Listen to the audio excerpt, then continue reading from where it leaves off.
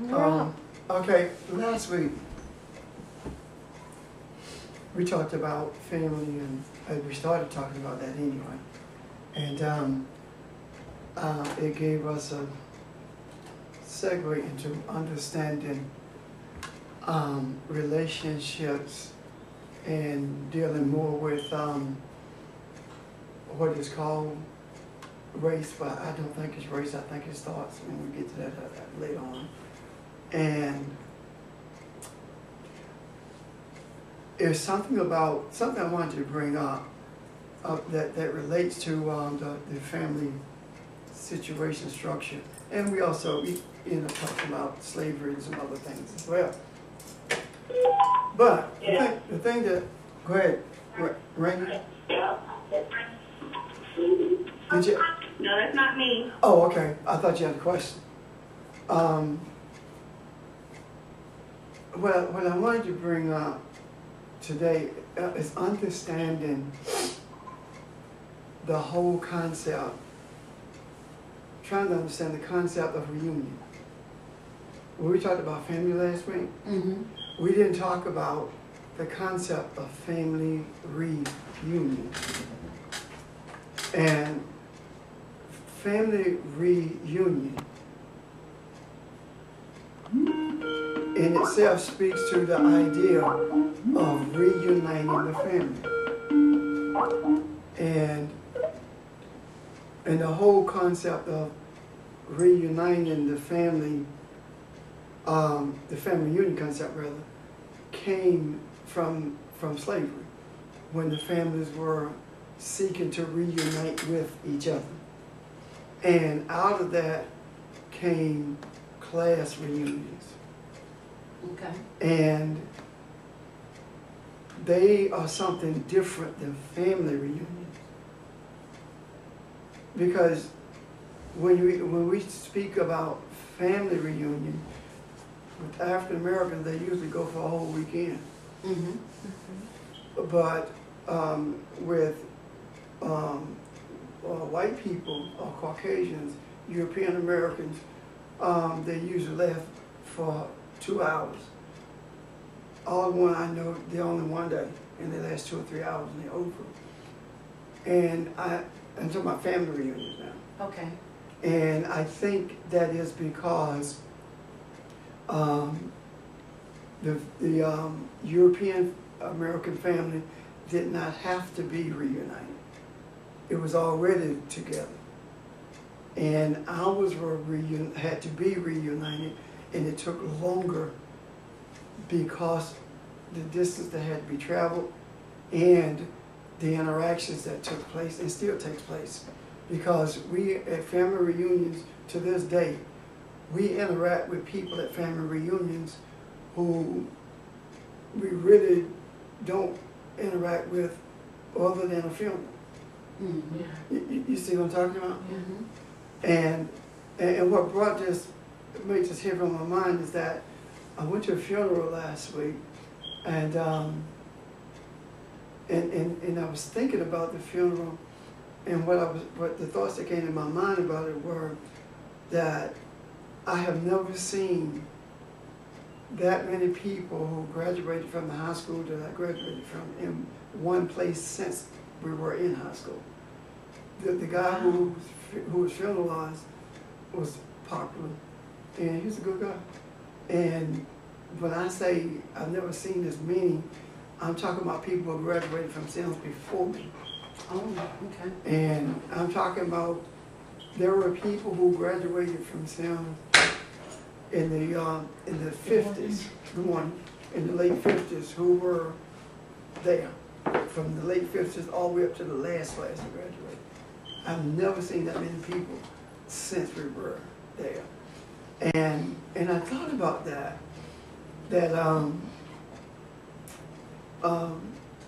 when Craig knows went to school in an integrated setting, when they have their class reunion, it's usually one day, that's Saturday.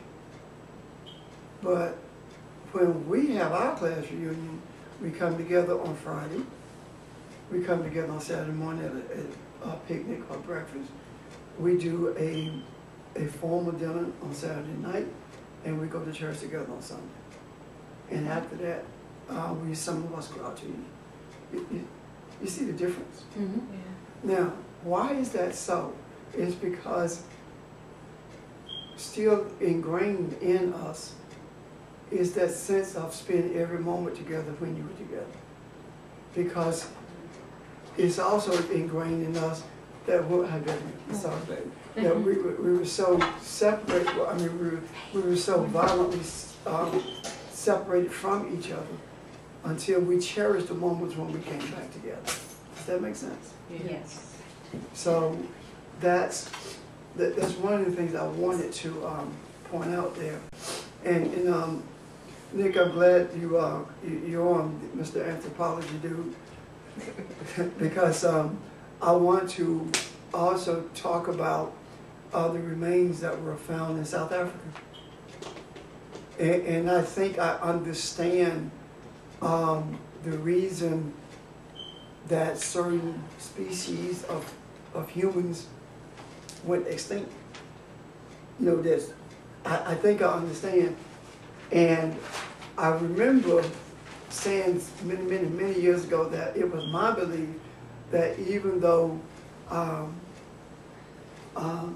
the Neanderthal was human, his DNA was different than ours, but it still was human. And then it was Audrey who read an article that a Harvard anthropologist had written who actually undergirded what I had believed all along, that they did the study and they found that the DNA was different, but it's still human.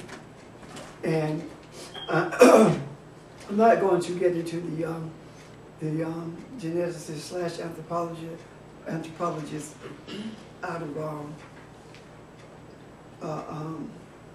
what's that school in England? Cambridge. Cambridge. Out of Cambridge, what he did in terms of that, the author he wrote. But I do want to get in. I want to look at the idea of look at what they found in South Africa, and relate that to how we can avoid, how we are avoiding being extinct. See, this is the thing. Humans will always exist, but not necessarily in the same, not necessarily with the same DNA, but humans will always exist. And I have a theory about why humans go extinct and why the animals does it also. I think I got an idea about that.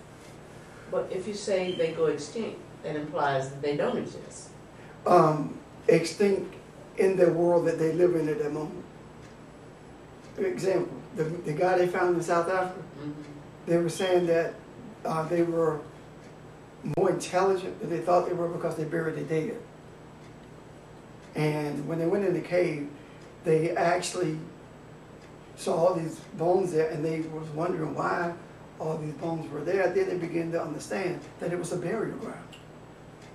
And prior to that, they never believed that the humans who existed prior to our existence in this world, they never believed that they buried their dead, because they never really found any site that would indicate that until South Africa recently. And I guess I need to just go ahead and talk about it so that when I talk about extinct, you can see where I'm coming from, Bob. I believe that certain humans went extinct because they did not do what they were supposed to do. I believe that the humans who existed prior to just existed and maintained their physical existence without truly seeking to bring humanity into a place of oneness with the Creator. And as a result of that, their tenure on this earth ended. Maybe that's a better way of saying it. Their tenure on this earth ended in the physical sense. But the spirit, that lower world spirit entity, that process of thought, that natural sense of being was still in existence, because thoughts are spiritual and they cannot be extinguished. So those thoughts took a different form in terms of physicality and was brought back into what we call existence. And that went extinct. And it's a continuous process until it got to where we are today. And we look at them and say they look so different. But if they look at us, we look different. You know, we would be strange looking to them because the bone structures are different. And I believe that bone structure well,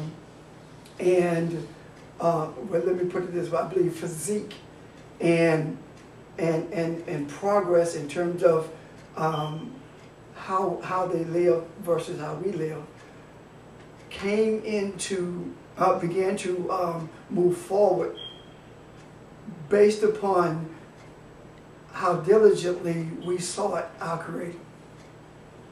And if we were not or had not, if there were no one in the earth who was seeking the oneness with the Creator, we would have gone or will go extinct, or we would cease to exist as we are today as humans.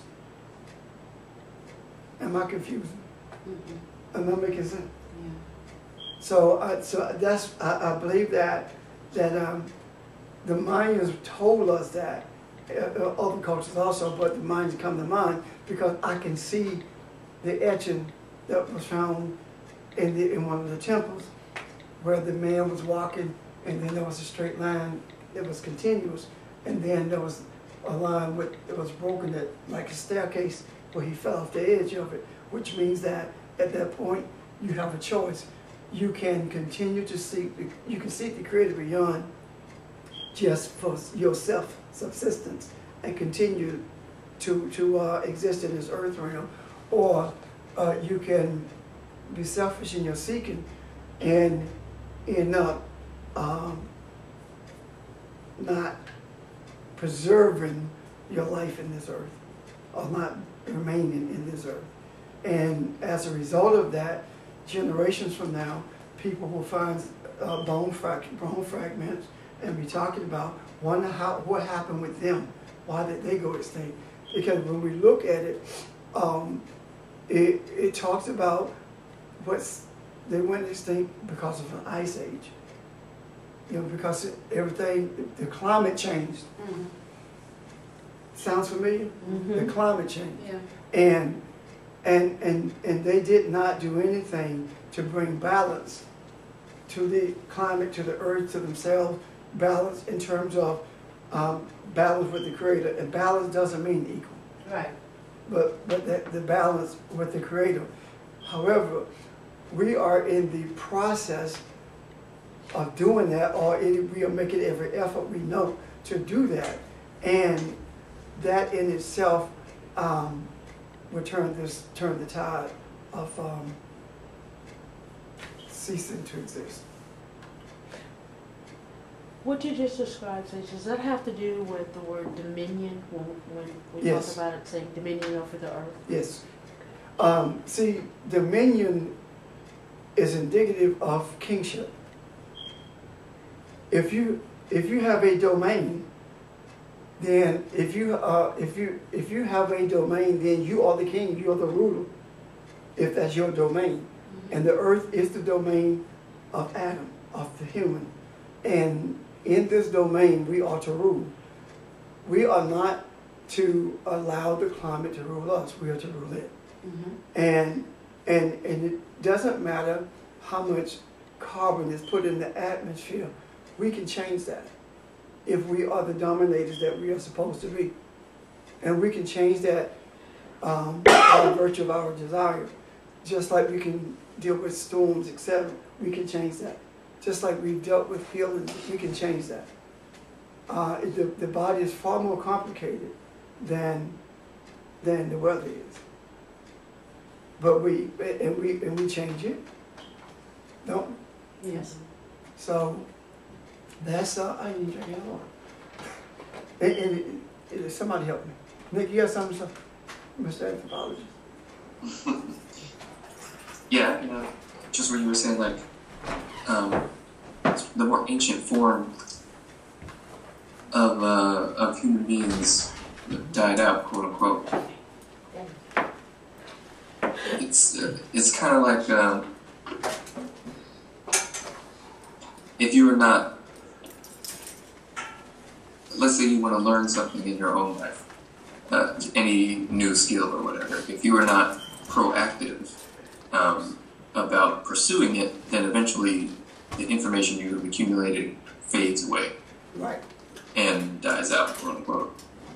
So it's kind of like the very purpose for us being in the earth at all is to achieve enlightenment, or at least continue that process in a proactive way. So if you don't do that, you will fade away.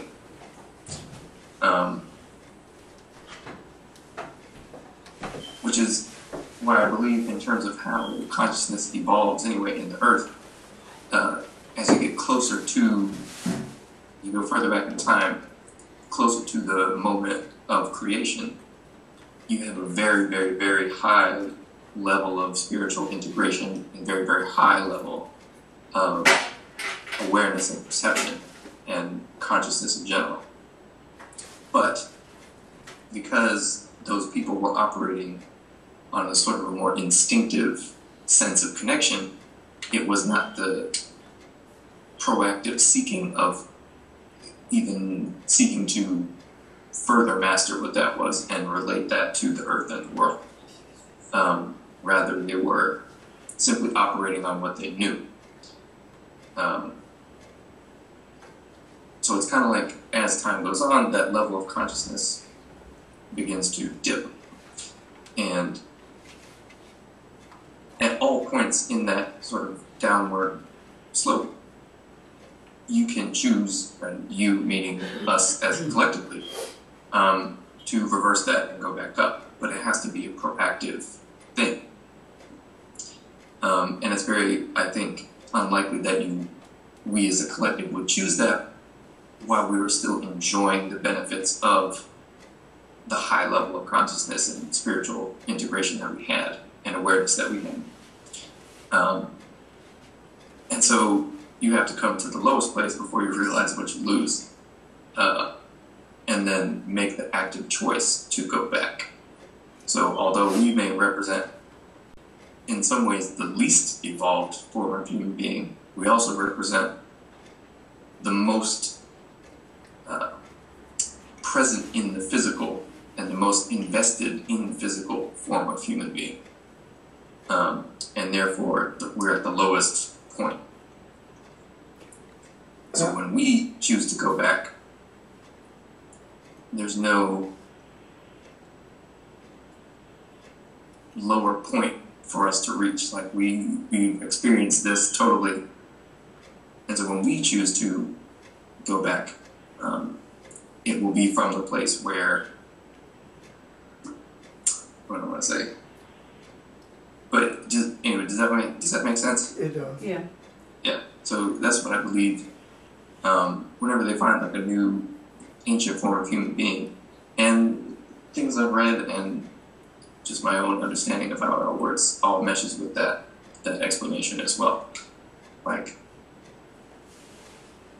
Neanderthals, for example, were very likely more spiritually aware than we are, having greater access to more spiritual ability than we did. But it didn't matter because we were the new model or whatever, and we did what we did for good or worse, for better or worse, and now we have to make a choice as to what we will do with our present situation. I believe that what happened is the spiritual awareness or the enlightenment that they experienced or enjoyed, they only used it to connect with each other, as opposed to looking beyond the earth realm for a greater deity or a creator. And the deities that they did look to, they did not look to that deity as being a creator of all of mankind. It was them. It was individualized spirituality or spiritual awareness as opposed to collective. And I think that we had to devolve to where we are now in order for those distractions to push us to a place of seeking something beyond where we are. And I believe that the thing that has been our saving grace in terms of a rise in enlightenment or a move to greater enlightenment is the current destruction of religions. And that's where we are now. We're at a place where religions are beginning to be seen for what they are, distractions. And we are at a place where we have an opportunity to be the spiritual beings that brings us from the lowest level, as you stated earlier, to a place not so much a place of superiority, but the place where we were supposed to be from the beginning. And what religion has done, religion has subdivided the human into beings who believe that their way is superior to someone else's way because of what they believe. You understand what I'm saying? That makes sense. But now we're different. We have an opportunity to move beyond that.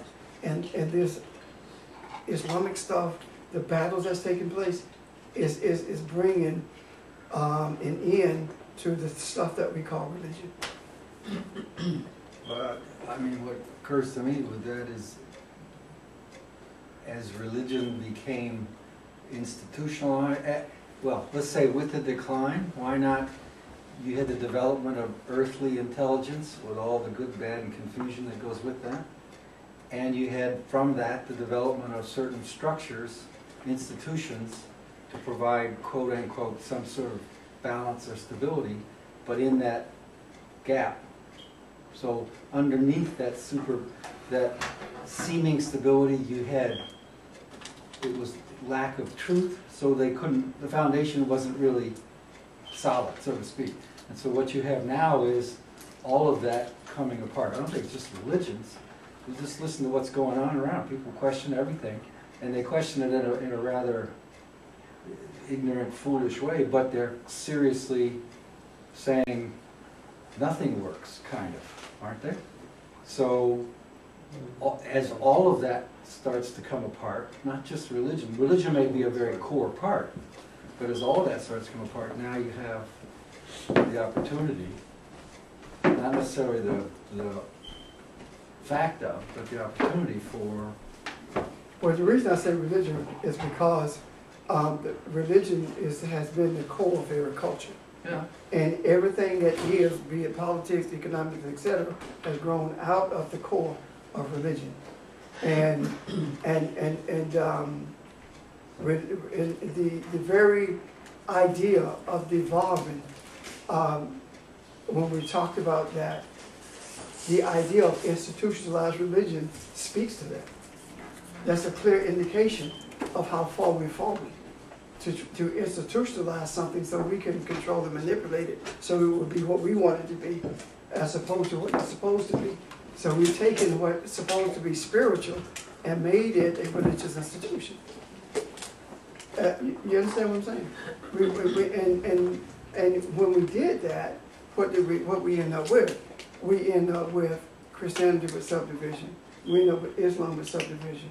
We end up with Hinduism with subdivision. Everything has subdivisions. And when you look at Christianity with the subdivisions, within the realm of Christianity, the denominations feel like their way is superior to other denominations. But when you look at the whole of Christendom, Christianity feels like its way is superior to Islam. It goes on and on and on. So the institutionalization of itself shows how archaic our thinking is in relationship to what spirituality is supposed to be.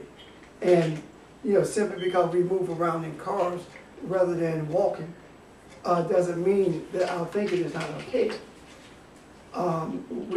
We have gotten all of these distractions that makes us think we are quote unquote modern, when in actuality we are eons behind in terms of our thoughts, the ones who preceded us. But it does not take all of humanity. It does not take every single person to bring us to that place that Nick was talking about earlier of enlightenment. But it does take someone to do that. And in doing so, it cannot be like the Mayans were or some of the other indigenous people were. That is about us and the way we do this. And the Mayan did it different than the Hopi, and the Hopi did it different than the Aztec, and on and on and on. Now we're beginning to see that each one of them were institutionalized, when the nature of the spirit is to not try to bottle it in a religious effort, but is to let it flow and carry you to where you can begin to see beyond the things that we have, which in essence is earth consciousness. Yeah, while you were talking, and I know we're not talking about, well, we're talking about it, but then we're not. While you were talking, I saw Christianity and the Muslim, it's like two children. And it's like how children try to compete against each other. And I'm wondering why am I feeling that way about those two? Well, they're major, and they're the two who fight each other in great. These battles in the Middle East, what we see, it's like get out of our country, give us but that's our all. We see the distraction. All is a distraction. This is about religion. And it's about when Bush went into Iraq, he said crusade. That didn't change. When ISIS came into being, it was as a result of what happened in Iraq. Saddam Hussein had to be removed in order for us to grow spiritually. All this stuff has to take place. Mm-hmm. The scab has to be pulled off the wound. You don't know what needs fixing if you don't see what's broken. So even though you see what's broken, you don't necessarily know how to fix it, but you know it can be fixed. And it cannot be fixed with what we understand as humans in this earth. That was a mistake that was made with the man of antiquity. And that's why that man ceased to exist in the earth realm. And that spirit carried on, and that's how we came into existence. See people, if God created us, who created the Neanderthal? You see where I'm coming from? Mm. It had to have a creator too, didn't it? Yes. So what I'm saying is that, and I know I'm getting hot water with this, and I'm not a lobster, but I'm getting ready to jump in some hot water. What I'm saying is, that the God that the Creator that brought us into existence is the same Creator that brought the Neanderthals into existence, but it brought us into existence after the extinction, or what did I say earlier? Not the extinction, the demise of the Neanderthal, of the man of antiquity. You understand the sequence I'm trying to... Mhm. It brought us into existence afterwards. That same spiritual essence that was with them is with us. But that Creator brought us into existence just like He did the others. And when you look at it from that perspective, then you begin to see that you begin to ask the question, I should say, at what point in existence, at what point in time did this type of human come into existence? I'm not talking about the Neanderthal, I'm talking about like we are now. At what point, did it come into existence? It is at that point that we begin to see, if we find that point in time where it came into existence, we begin to see that this is actually recreation. And if you read carefully the book of Genesis, the first chapter talks about recreation, replenish the earth. It talks about that. So if we had continued down the path of our religious or non-religious ventures, we would have ended up the same way. The mystics, the Jewish sages talk about there being several other quote-unquote worlds created Yes, prior to this world. what we know of as this world.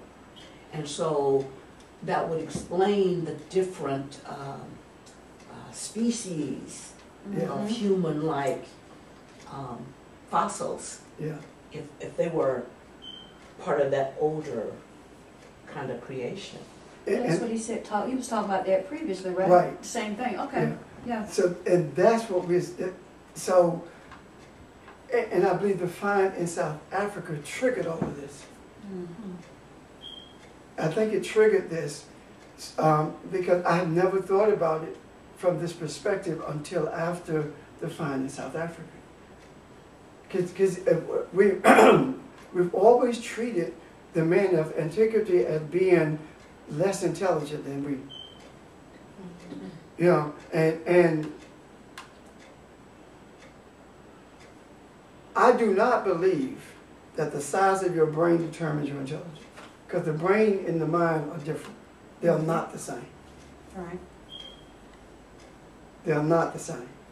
And I believe that when you say, well, how do you account for people being delusional, especially if they take Ambien and they get up at night and go someplace you don't know they've been?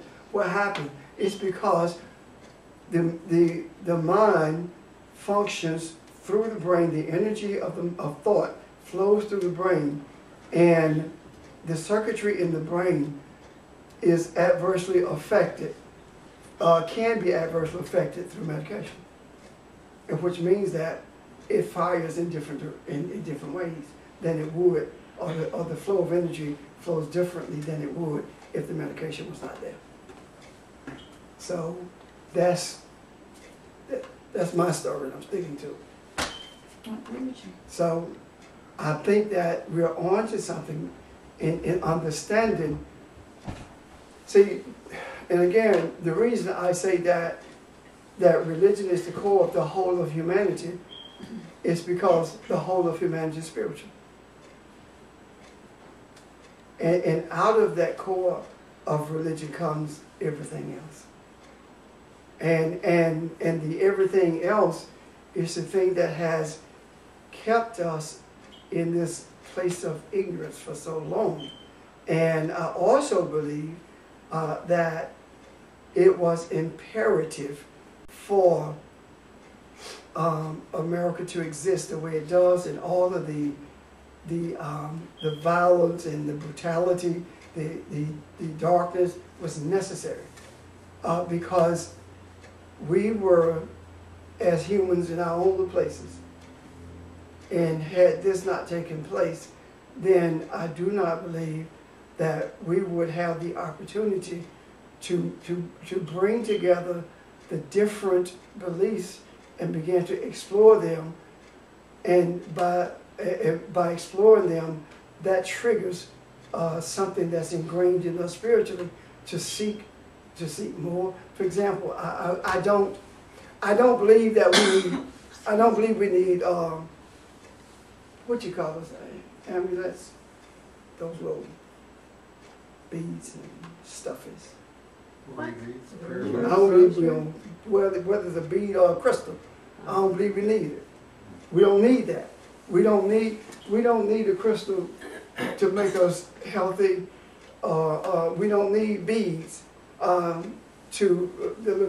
don't need any of those physical things, because whenever you use those physical things, you have just created an idol. And if we are gods, we do what we do because we do what we do, not because some rock or some bead or some cross did it. You know, there's no power there at all. There's no power in oil at all. The power of the oil is in what you believe it is. Because if you don't think it's real, it's not gonna work. It's not gonna happen. So it's not the oil that does it. It is you. It's the person. It's the spiritual connection that's there. That's what happens. And yeah, I've used oil before, and I've done a lot of things before until I learned better. And I probably would do a lot more things until I learned better. But well, don't some people need a rock until they can do better? So I say we don't need that, but yes, some people have that. We have to grow people beyond that. We have to do that. To whom much is given, much is required. When we see the true nature, yes, we need that. For example, we needed religion to get us to the place where we are. Mm-hmm. But now, where we are, we're beginning to see that religion is dying. It's not dying because some people don't believe it. It's dying because people are not following it. Well, isn't it all based on money anyway now? Now, it's based on money now, and if you look at the quote unquote membership, it's falling off across the board. Yeah, they're struggling. Yeah, so that's what I'm talking about. All of these temples that are being maintained for individuals are beginning to crumble. And I'm not talking about necessarily the physical building, because they go do something to that church building before they feed anybody. So I'm talking about the spiritual temples that we have created, the essence that we have given to these things. And we have to understand the quiddity of our being so that we don't give up this essence to things and objects, and at the same time not look down our noses at people who hold on to those rocks, who hold on to that oil, who hold on to those crystals, who use the prayer beads. Not look down your nose at them, but understand that the greater the enlightenment that we are able to absorb, or however you want to put it, the greater we are able to do that, then the less the stronghold of religion and objects have on humanity, on people. I believe that if you look at the noticeable decrease in membership, and I really don't like that word, I don't know what to call it, but when you begin to see a decline in that membership, you look back, and if you listen at people, it was around about 25 years ago when church membership began to fall off drastically. And why? Because if there is one man, we expect to see it. In other words, when there is a genuine quest for enlightenment, whether it be one human or 1,000 humans, then it begins to show religion or force this sense of spirituality what it really is. Man began to see it for what it really is. Void and without power. I want to talk about this, please, because I talked to you the other day about it.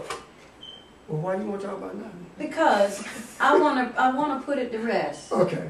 And but at work, the lady I've been talking about in the past, they're allowing her to still have Bible study. And Pastor, for some reason, I'm gonna let it go eventually. But I'm glad you said eventually. she tell people I'm doing church business. People get to come to her cubicle and bring their problems to her. She ain't working, and I know it ain't my business, but still I'm concerned about the other people who are there. Okay?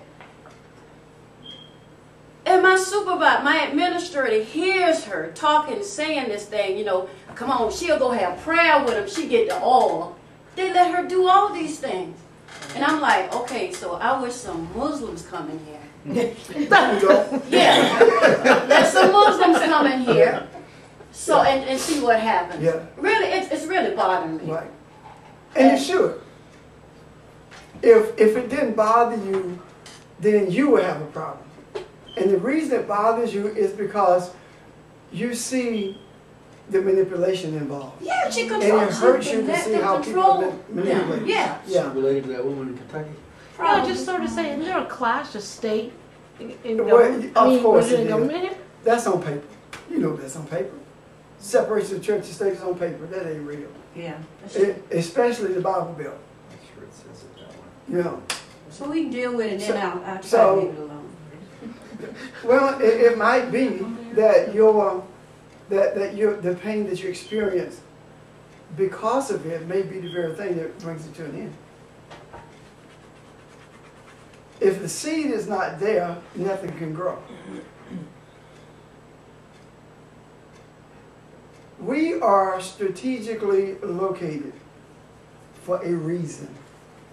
Wherever we are, that's where we are supposed to be. And I want you to hear this. Supposed to be. Not just be in terms of present, but just be. Wherever you are, just be. And allow the spiritual energy to flow the way it flows. The moment that we try to change it or bring it to the administrator's attention, I thought they're supposed to be separated the church and state. What would you do if some Muslims come in here? You know, as opposed to that when you do that, then you won't be there long. You might be, but you won't be there. Because they're going, you're a heathen, and they're going to get rid of you. So they can keep doing what they're doing. But as long as that energy of enlightenment is there, there's opportunity. You see, we have to embrace the truth that we don't have to speak all the time. It's just the presence. And if we look at the effect that we've had on circumstances in different places, simply by speaking here, observing it there, and see the changes that have taken place, if we see that, then how come we cannot embrace the concept that that's why we are where we are? So changes can take place. You are the change. Now, I hear what you're saying, and what you're saying now is different than what you were saying a few months ago. It angered you a few months ago. It did, yeah. But now it doesn't. Right. It's more of a pain and frustration because of the people involved being manipulated. Yes. So now it's not anger because you anger her for what she's doing, as opposed to have been heartbroken for the people who are the victims of this. Yes. And Very I much, use victim yes. very loosely. Okay. Okay. The other thing too is that, you know, as you were talking, I said, oh, you know, all this is temporary. And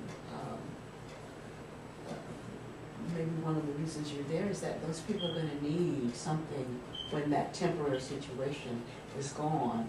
Because all of this is just an illusion, a falseness of her ability to be able to quote unquote help them, the oil and whatever else. Or what happens for that, even that one individual who comes to a final truth that this is not what it's all about. And what's gonna happen to that person when that person needs the support of someone who understands. And again, it's not what you say. It's not necessarily that you have to say anything. It's just knowing that you're there and that the demeanor and that your character, all of those things that make you who you are, is quote unquote balanced and at quote unquote peace, regardless of what's going on in that situation. That administrator knows this, whoever that is, she knows that this should not be done. I mean, we all know that when we do things that is not work on the job, it takes away from the job. Sooner or later, it's temporary. It's gonna go. The issue is what happens to the people when it goes. I mean, it's no different. You go to film, and you just have people walking the streets of heaven, in the streets of gold. And this guy took a text from 21st chapter of Revelation, and then he talked about the golden streets of heaven, and the gates of heaven, and none of that talks about that. If you read it, none of that. It's always talking about the New Jerusalem and the earth. Everything comes out, nothing goes. You know, so it's not talking about that. That's and I experienced, I guess, what you did when I was at the funeral. Was that all these people, you know, talk about walking the street with Jesus. Jesus tired. He's been walking. All these folks. Trying to make it. You know, I mean, you know, how you gonna sit down at the right hand of the Father and walk with you too? You know, but so that in itself is it's frustrating to listen that people they embrace that, and if you were to stand there and read that scripture, which I'm going to do next time they let me read the scripture at the funeral, I'm going to 21st chapter of Revelation. And if you stood there and you were to read that and read it with emphasis so they could see what's happening there, they'll be angry with you. Because now you've taken something away from them. You know, Jesus can't shake all these hands now. How many people die who, you know, in a day? Yeah. And all of the, last week when we were talking about some other things, this lady, Kathy brought this to our attention about this lady to whom she worked, talked about Dad put her dog down and she gonna feed her dog when you get to heaven. And she knows she, because they got horses in there. And the horses of Revelation they're talking about. See, Who's cleaning all that up? yeah. Well, you don't do that no more. I mean, but you see how crazy it is, and then you wonder why people who think don't fool with you. There's a certain logic to it. I give her that. Yeah, it's a logic to it if you see it literally, but it's a sick logic. I mean, that's Yeah, I mean, it's almost like we're devolving. and Because people start to treat their animals like their children. You know, people act like, well, people don't have any hope unless they have these rituals. and I think that is necessary, Audrey, so that we can see how far we have fallen. I mean, think about it. How many in this room, when you were a child, had a dog in your house? Never, ever. Maybe once till daddy got home. I mean, you know, what that dog, dogs going outside. I mean, think about it. Yeah. We, other cultures, they got dogs, but they see them as being filthy, dirty. They don't come in their house. You know, now you tell somebody that the way you treat that dog shows how you have evolved. Then they gonna say you don't like animals. They're gonna try to fight you next. Yeah. My dog in my truck, right? No, and my dog and my Mercedes. You know, Same thing. dogs. I mean, it's just crazy. My dream has always been to open up a dog grocery store and ground up hamburger, you know, the truck, and put ground sirloin. They don't know. The dog don't know. That's a moneymaker. Someone is gonna test that. And you're gonna be in trouble. Yeah, they'll feed I us mean, it's anything, so- right? But the dogs get the You know, best we of are the best. laughing, but if it was not so serious, you know, Yeah. we are worse. We are less intelligent than those who were before us as a human race. At the same time, we are more enlightened, because all of these things would not be coming to the surface if there were not someone enlightened to the point where they are able to deal with it. Does that make sense? Yes. I don't think there'd really be anything wrong with it if there was the same passion and dedication for making sure that children weren't hungry and that every child was fed an organic lunch or whatever in school. Like, But it's not that the people who are over caring for their own dogs are necessarily worried about every dog that exists.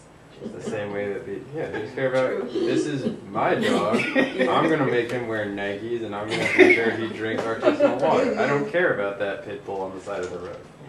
Because this is my dog. I The think same way that's I don't an care about excellent those point. poor children, I care about my children. I want Yeah. them to eat organic, I don't care what those other kids down the block eat. It just is, yeah. I mean, there are some enlightened people who, like, you know, they fight the schools on test scores and they try to make sure everybody has like a fair shake. But the people that we're talking about, they don't care about everybody else, they care about themselves. It's the epitome of selfishness, and you just see it just obviously, even in the dog scenario. Right. So, Who is that? Who just spoke? I can't actually see you. no. Hi, I'm Phil. I don't know if we met. Phil, You can't see over No. there, Phil. I'm oh, Yeah, that's his camera right there. Yeah. hey. No, I mean your the video is not on. oh, Oh, it isn't? I don't think so. okay. Thank you for pointing that out, sir. I was just wondering though, because I thought, like through the microphone, it sounds like me talking. So I was like, wait a minute. he said, am I there? Yeah, you are. The same thing, Nick. Yeah. So,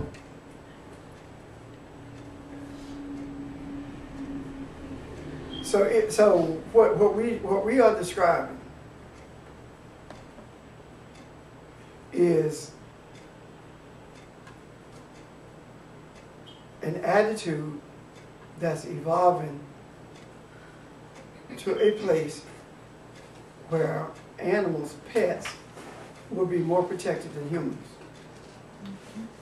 They already are. Beat your cat, you can get it back next week. Beat your dog, you're going to jail for 2 years. You know, they already are. So, that speaks to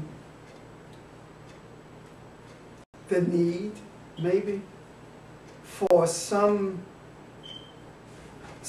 to throw caution to the wind and just say what needs to be said, because without saying, nothing is produced. You understand what I'm saying? Without saying nothing, because because nothing, everything that came into existence by speaking. Correct. So when the thought is spiritual speech, and the verbalization of that thought brings it into the earth realm, that's what brings it into existence. Right. So being afraid to say what needs to be said, being afraid to say what we see, allows everything else to continue to fester. You know, when we talk about the idea of the Pope being here in this country, and everybody, you know, you got a greater security, there's a greater security is being organized greater than has ever been in this country for the protection of this Pope. But when you look at it and see that the root of all the BS that we call religion is the Pope, and you really say that, and when you really say that, the Pope says, I love children, but and I will not tolerate priests raping kids, but you don't do nothing to the rapists, they're with you. You know, when you tell the truth about it, it doesn't matter what men think. What matters is whether or not it's the truth, because that's what brings it, you know, to the surface. When you stand there, you are a protector of rapists, and you go speak to the nation. No one wants to tell that story. Nobody want to talk about the bishop who died a couple of weeks ago. Was the only reason that they made an announcement about this archbishop dying is because he was the archbishop who was accused of raping kids and went to the Vatican, and they refused to extradite him. That's the only reason his name was mentioned. Archbishops die every day, but nobody talk about him. So when you talk about that, no one wants to really. If it were the Baptist Presbyterian Church, they would be out of business. If the denomination was protecting rapists, they'd be done. But when the womb of everything that exists in this earth that's adverse to spiritual enlightenment protect rapists, nothing happens. Because you don't fight the womb or the seed that brought you into existence. And every church, Christian church, comes out of Rome. Okay, how you cut it, that's where it comes from, that's where its roots are. And you are not going to fight your roots.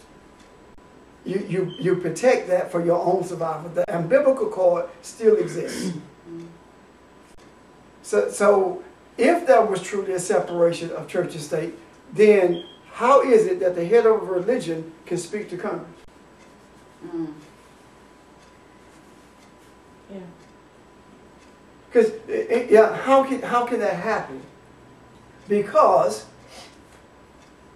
the Pope is the protector, the ruler, the whatever of America. He rules. He's over America. He's over Europe. Everything in this world that pertains to capitalism, especially, and Christianity, he runs it. And I don't care what you say, he runs it. Look at all your news personnel, Catholics. Look at how Catholicism is protected. Look how the dioceses were protected, and how when the rape things were coming out, and look how quickly they killed it. Look how quickly it died out. Why? Because of the power of Rome. Rome has gotten to the place where it wanted to be. It doesn't have to have, I got you, Denise, papal states anymore in Eastern Europe like it once had. It has the papal world now. Because it influences everything in the world. The moment the Pope said something about global warming, oh, listen what the Pope said about global warming. Everybody wanted to talk about it then. So at some point, someone must speak with authority and talk about the fallacies of these religious antics that keeps man in an adverse position when it comes to his spiritual essence. I don't know enough history, but wasn't there a point when this country was founded and the people here weren't trying to hear anything about religious authority? Yes. And would have been like incensed at the idea of a pope coming to speak to Congress? Well, there was a time when the Protestants would not have anything to do with the Pope. I mean, when I was growing up, the Pope was the devil. If you go to the National Archives and read about Abraham Lincoln, you will find that the Catholics were organizing people in Canada to move into the Midwest, and they were going to elect people to office and eventually make this a Catholic country. Abraham Lincoln went to court in Illinois to fight against the efforts of the Catholics to make a stand in Illinois. And he won. And his life was threatened at that point. You will pay for this. Read it. And if you look at his assassination, whose house did John Wilkes Booth go to? It was a nun that he went to first. The Catholic handprints are all over Abraham Lincoln's assassination. So that's how serious this is.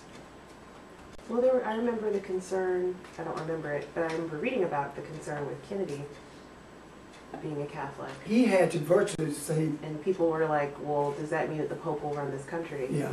And he had to almost denounce Catholicism in order to be elected. But Kennedy was going to get elected anyway. There was no way Kennedy was not going to get elected. That had been bought and paid for. But anyway, if you look at how things are done, no one pays any attention to what Charles Stanley says, except the people who sit there on Sunday morning. Well, if you want to go to sleep, just turn him on.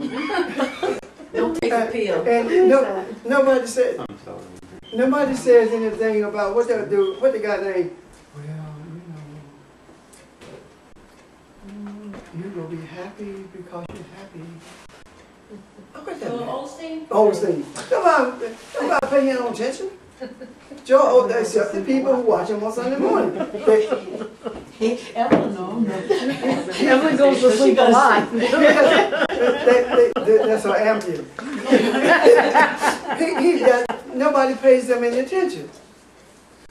And nobody really thinks about it. This guy was telling me, I was talking to this guy, and he was telling me about this guy who had challenged Nikki Haley, and he's in the State House. And he said, well, you know, he challenged her, and they did all these investigations to him, and they found nothing on him, and they finally left him alone. And I said, okay, you do believe that, right? Tell me, when was the last time he said something adverse about Nikki Haley since that investigation? Tell me one time. And he could not think of a time that he had said, why did he do it? Why has he not said anything else? People don't think. He hasn't said anything else because they found something and told him, you know what? He's been threatened. Yeah. People don't think. So why is it that people pay attention to what the Pope says? If even, let me tell you something. If Obama were to stand up, or anyone for that matter were to stand up and say, the root of all the ills in this world comes out of Rome, how long do you think that they would be in office? You can't talk again. You can't say nothing about the Pope. With the rapists. Well, it's not all priests. Well, it's not all black folk either. But you treat us like it's all of us, no matter what happens, except for something good. Right. That does not happen when it comes to them. And I believe that they had to come into existence in order to push us to a place where we desire more, and the more being enlightenment. I believe that. I believe that we will continuously find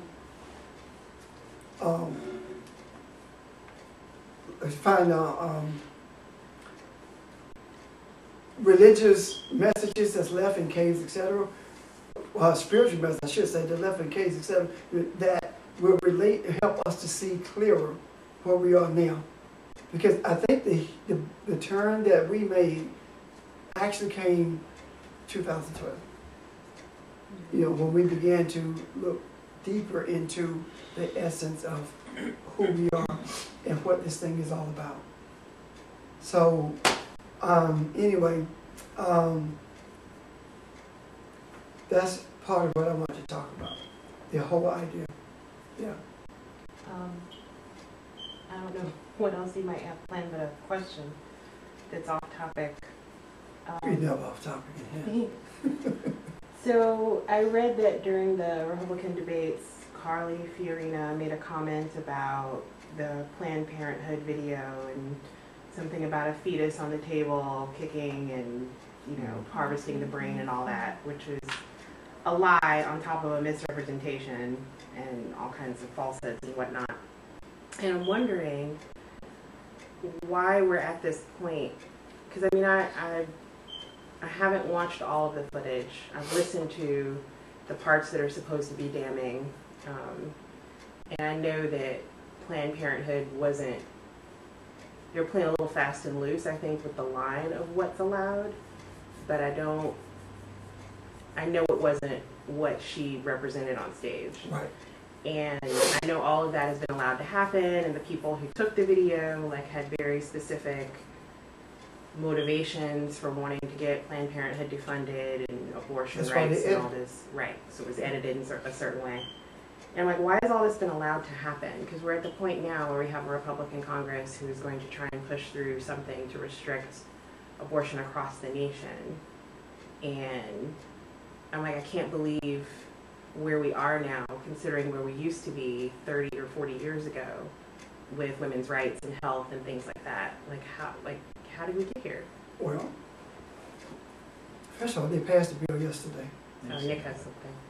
They passed the bill. Okay. Yeah, for the to defund Planned Parenthood in the House. We got here because we've been talking about feminine energy. Yeah. That's how we got where we are. We got here because there has never been respect for the female in religion or politics.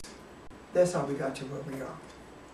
Never can I remember or have read where there was such confusion in the presidential race as it is now. It's almost like throwing something in the air and saying, whichever one lands first, that's who the president gonna be. It feels like that.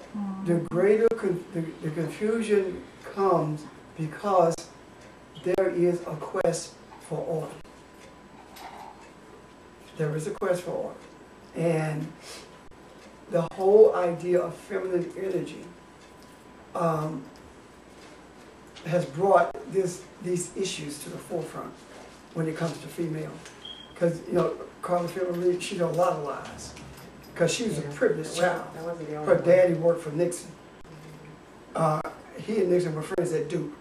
Her daddy got her an executive position at AT&T when she came out of college. So this stuff, how she rose into upper corporate levels when other women couldn't, no, it was who she was that did it. She said she came from a poor background. Her husband was a truck driver, something like that. Her daddy was in the Nixon administration. She the one that said she was a secretary and blah, blah, blah. Yeah. She was in realized. school, and she was during an internship. Yeah, doing an internship. She Well, I worked in a factory Yeah, she's doing the internship. during college in the summer. Well, How does that make, you know? I work for Senator Harrison Williams. I did my internship on Capitol Hill. Does that make me a senator? Anyway, you don't have to take that whole thing apart. Take the whole Nick, wall. go ahead. Yeah, I was just gonna add that, like the craziness has to come out, and it's focused into specific issues because you need like a, politically speaking, it's much easier to rally people if you have a single issue to focus on. And it just so happens that it gets crazier and crazier because the essence of what generates that craziness is the only thing they can focus on now, because that is the core of their identity. It has been layered under rhetoric and intelligence and more manners previously. Well, maybe, but I don't know. It's just, I feel like it's coming out now because it has to be dealt with. I mean, There's just so look little at truth about yesterday in it. Greenville. What's for? There were more Confederate flags in Greenville yesterday than there was in Columbia when they had the rally. What was going on yesterday? The Republicans spoke in Greenville. Oh. It was 9 of us. Donald Trump didn't come, but it was 9 of them there. I think it was. We spoke yesterday, and I guarantee you, whether it was MSNBC or whether it was WSPA in Spartanburg, you did not see the Confederate flags out there. There were more Confederate, and there were oodles of signs out there saying disparaging things about Nikki Haley for having taken, you know. So, but you see none of it. But I mean, it was. I got, you know, someone sent me some pictures of it, so that I sent it to MSNBC, and they still didn't deal with it. Yeah. So you see what I'm saying? So what am I saying to you? The whole system is racist. The whole system is sexist. The entire system is. There are things you put forth that make people think they're okay. It's like back in the day, especially, they would allow a couple of black folk to make it through. And you say, well, you're making progress. Well, all the rest of us are hungry. We still digging potatoes. You know, right now, it's the same principle involved. The chaos that you see with the Republicans and Democrats and politics, period, that chaos is visible because of the chaotic conditions of the world. The whole world is chaotic. There is no order any place. Not one continent where there's order. The house has to be torn down before another one can be put in its place. If there is no disorder, then what you gonna bring order to? The realism is that politics, economics, philosophy is not gonna change a thing. Religion has shown its face, and the face of religion in the United States of America is racist. Period. Even in the African American church is racist, because the African American church preach the same thing that the Southern Baptists preach. It's racist. And if you think it's not racist in the African American church, talk about Islam. It's racist. And when people think of a Muslim, they do not think of a white person, even though there are a huge amount of Muslims in this world who are Caucasian. They don't think it. When they think about a Muslim, they think about a dark-skinned person. Yeah. I brought that up in my class there. This past Tuesday night, we were talking about culture and what our culture You is. still have class. It's not the 4th or 5th graders. That's No, I know that. I'm talking about, what? I know what you're talking We're gonna have about. to move? Okay. And I said, were talking about American culture, and I said American culture is very intolerant. And I gave the example of like when we were in Kenya, looking back at the U.S. and seeing what was happening during those Bush years. You know, it started to look more like Kenya. And I said, Americans are very intolerant of other cultures. And I said, Muslims, for example. And I said, when I came back here, I could feel the tension and the hate. It was almost, you know, palpable or tangible. And then some other girl in the class said, well, I don't think we're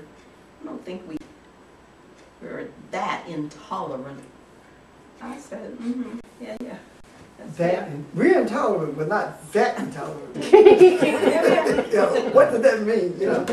Yeah. But nobody talked about it any more than that. And They just kind of moved on to something else. yeah, and that's what you're gonna get. You know, it's like the other day when they were talking about Obama. One of the guys finally made the statement that needed to be made. He said that the guy from Mother Jones said that Obama is treated as though he is invisible. And he's treated as though he does not exist. Is that not how we have always been treated? Yes. Yeah. So why would you be treated like you don't exist when you are right there in front of someone? Is it projection?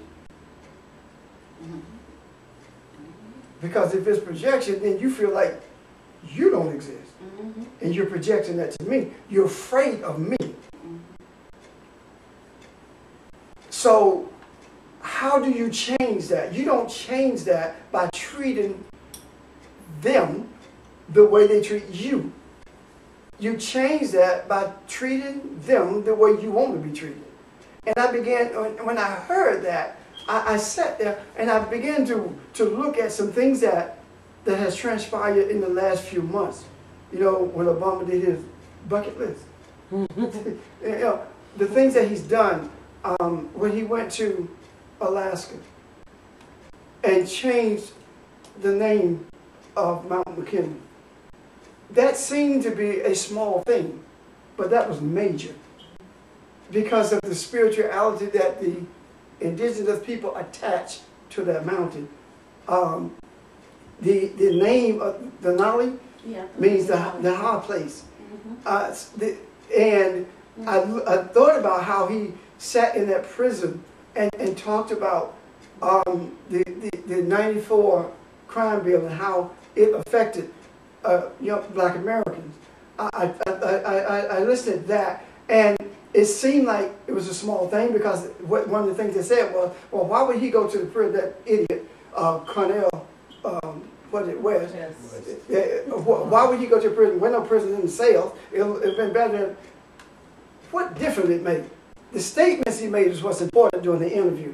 And I look at a series of things that has taken place. The reestablishment of ties with Cuba. You know, I'm looking at things that people of color would do. That Caucasians in that office would never do that. But people of color would do that. Why? Because you are reestablishing people, a cultural ties that people have. You are acknowledging the racism that's ingrained in the system that resulted in all these African American males being in prison. You are looking at the Inuit, and you're not calling them Eskimos. You call them Inuit. You are recognizing the sages of old, or the elders who made statements about what was to come, and you are embracing that by going to Alaska. All of these things I'm looking at, and when he tweeted about the boy with the clock at school, you know, those kinds of things is saying that someone in a place of authority is finally recognizing by virtue of acknowledging it publicly that these things exist. When that happens, it gives us opportunity to deal with them. And it gives us opportunity to deal with them in the same way that we dealt with the Confederate flag, that we dealt with racism, etc. It gives us that opportunity. And I was kind of apologetic because I've been looking at the things that have not changed and saying that nothing changed since he's been president, right? And I had to chastise myself because presidential politics is not going to change anything anyway. What changes is recognizing people culturally. What changes is when you begin to speak of the ills that bring people to a place where they feel like they don't exist. I mean, when you go to the inner city of Baltimore, those young people in that city, when you go to Philadelphia, they don't feel like they exist. They don't feel like they have any hope. And you know, I was talking to a guy, and he graduates from college. He can't find a job. But the same job that he applies for, someone with less qualifications than him gets the job. But they white. You see? When you look at these look at what he's saying, and look at the places he's going, the things that there's an energy that's taking place there. The whole idea of the African business, you know, there's just different things. Look at what happened with Iran. You know, no one could get that done. No one could get that, but he got it done. This is saying more than an Iranian nuclear deal. This is talking about spiritual energy. This is what it's talking about. This is talking about energy that doesn't really, well, the earth man who carries the energy doesn't really know what he's doing. But it's being moved by something deeper than politics. Because the good politics would have been leave Mount McKinley alone. And he's not supposed to be doing all of this near the end of his presidency. No. He's supposed to be quietly staying out of the way and out of the limelight and securing, you know, building a library or something and just... So you get that $1 million endorsement. I'm waiting for August of next year for the African American Museum to open. I want to see what he has to say about it. You know, I mean, it's the things that go unnoticed. If you want to notice what he's doing, that the energy is pushing him to do, that's beginning to coincide with what we are trying to do in terms of enlightenment, just listen to what they don't like. Sure, that makes sense. Then you begin to see it more clearly. And there are a number of things, you know, that he's done that he doesn't realize the veracity of it all. Which year of his presidency? Is this 6th or 7th year? 7? 7, just make sure. I don't do good math. Yeah. 1.5 from 8. 6, okay. Yeah, no, this 7th year. 16 is his last year. This is 7th year. So go ahead. You think it's the consciousness from the other side that's pushing him to do this? It's the conscience that's in all of us. Okay, so It's that's pushing. is it the Elohim. cloud of witnesses or? Elohim. Okay. Elohim. Okay, I got you. Well, you guys went to D.C. You guys went to D.C. for his second inauguration, right? First? First. And there was something done with the energy Yes. that had to make all of this possible, to keep him from being chained to the energy that was manipulating that office before, right? Well, even the sage said that. The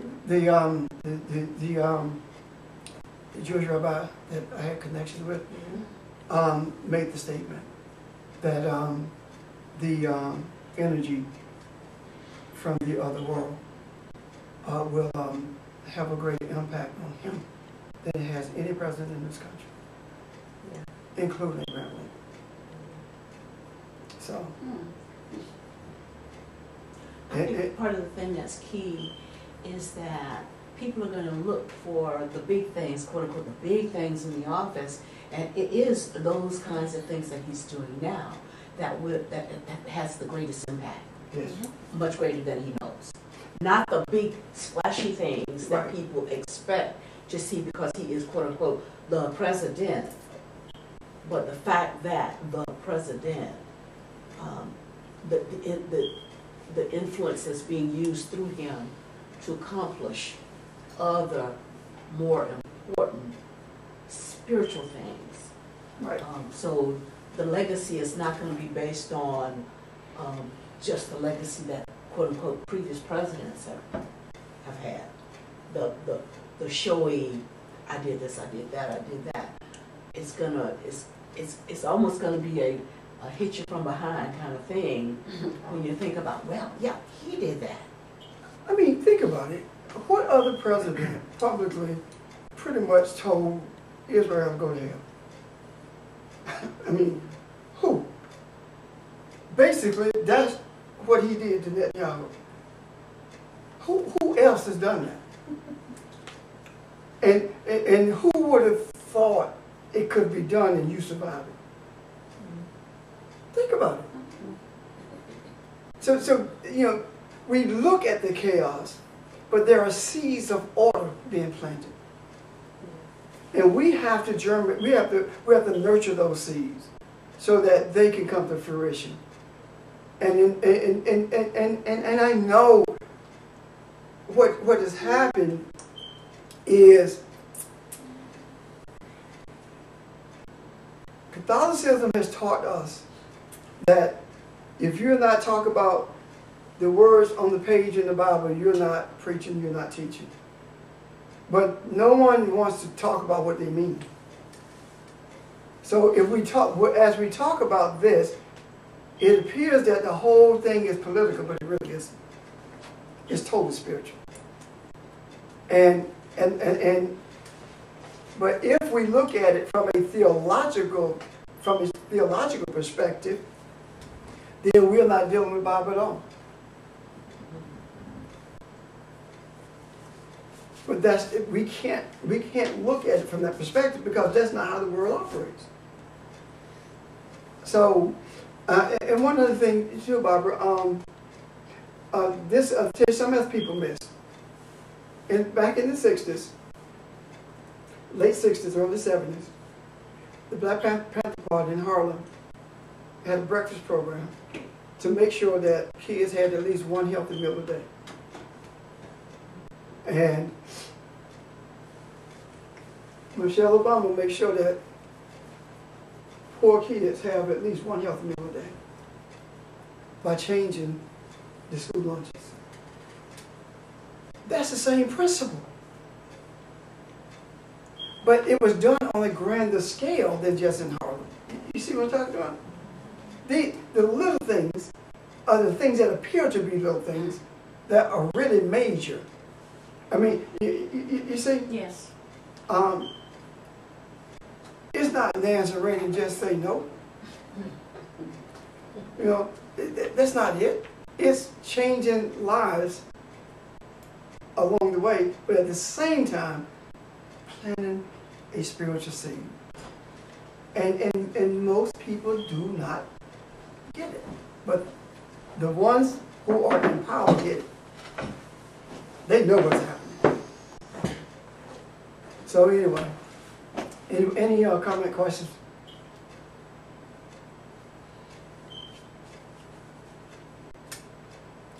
How we start with the man in South Africa and end up here with the man from Africa. Actually, I could say, go ahead. I just started reading a book by Credo Mutwa, who is like who is from South Africa. So I think it's interesting that you were talking about this when I came on. But I wanted to add that just because a lot of, well, believe that the type of human consciousness that we represent it has its origins in Southern Africa. In terms of like, you know how the Mayans say we're in the fourth world or the fifth world or something like that. The beginning of this current world was in Southern Africa. And world doesn't mean physically, it means the consciousness of humanity as it exists in a particular age of history. So when a new one emerges, a new world begins. So in 2012, what we saw was the sort of drop that lands in the middle of the pond and the ripples that come out from that build the new world. Because of the seed of the spirit of humanity is different. So anyway, I just wanted to put that out there. But the book itself is Song of the Stars, the lore of a Zulu shaman. And his name is Credo Mutwa.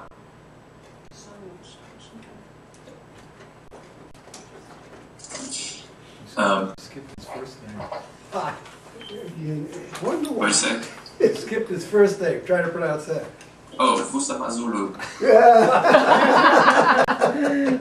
You don't know nothing about that. That was for you. Fusama Zulu Credo Mutwa. Credo Mutwa. I think that cave that we were talking about, wasn't that the African word for what they call the man, homo naledi, Yeah, something like that. cave of the star, well, I guess it's called the star man. Cave of the stars.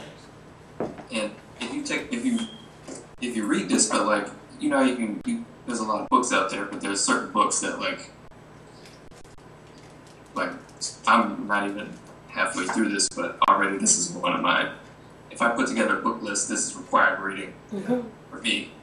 But some of the stuff he talks about is like the word in Zulu, or the language for the energy that rises up in you when you meditate. It's called Umbalini. It's like the fire serpent. Yeah. Like But that's Kundalini. almost the Umbalini. Yeah, it's almost the exact same word as Kundalini, which is what you hear in India. So it's stuff like that like you can see the sort of picture that it paints in terms of how humanity was connected at one point, and still is, but we have to awaken that in ourselves, and it is reawakening, and that's why we're seeing all the stuff that we're seeing. But anyway, I don't know where I was going with that, but I wanted to say it. You know what's Well, but I think, Go ahead, Audrey. I think just like we talked about last week of us being the first generation out of physical slavery, this is also the first generation out of the context and the thoughts of the church Yeah. proper. You're right.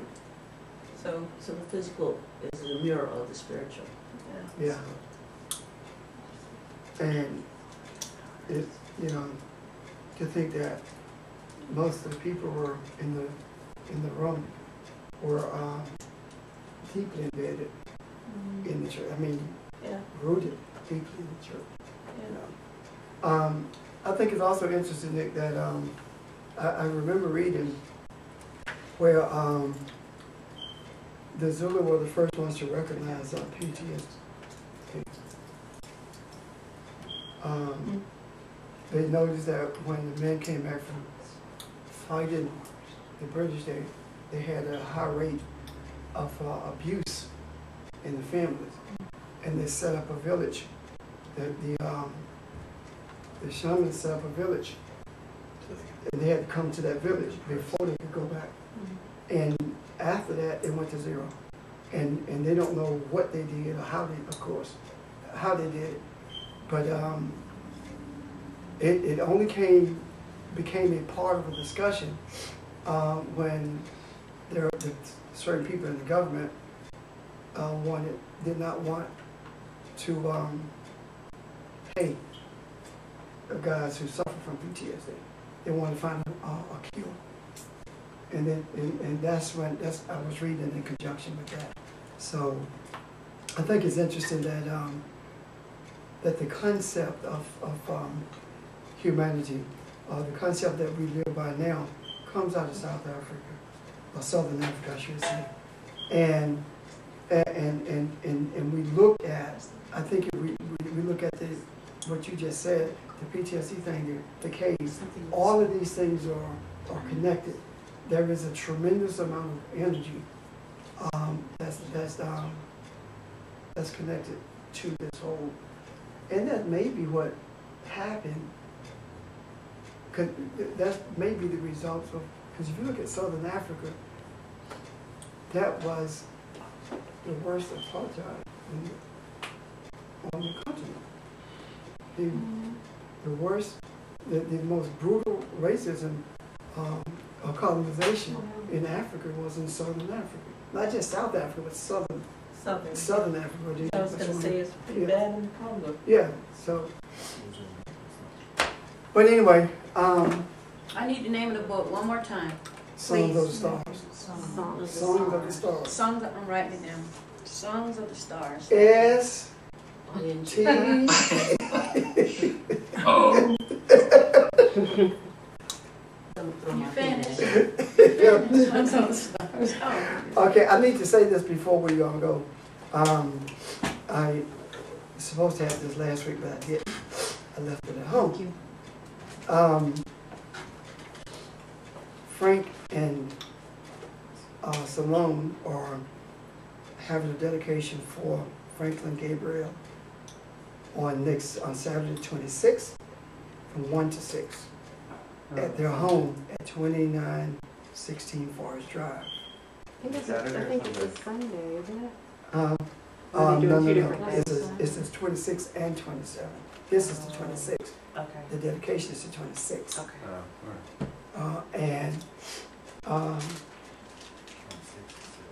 So Foundation is invited to that, to be there for that dedication. So, and Are we gonna have an all-nighter this year? Yep. Thank you. sure. This year, 2015. Hmm? 2015. And, okay, so that's it. That Sunday, Great New Faith on the 27th. That's the last Sunday. We're going to do, when we come together, Great New Faith, we be like friends and families type stuff. We're going to put stuff on the grill and just hang out. So, if you want to come to Great New Faith, fly on in. Yep. That's it. I'm done. okay. Hey, this, look at me. I'm up here, I have them too. You are, Nick, I got your link.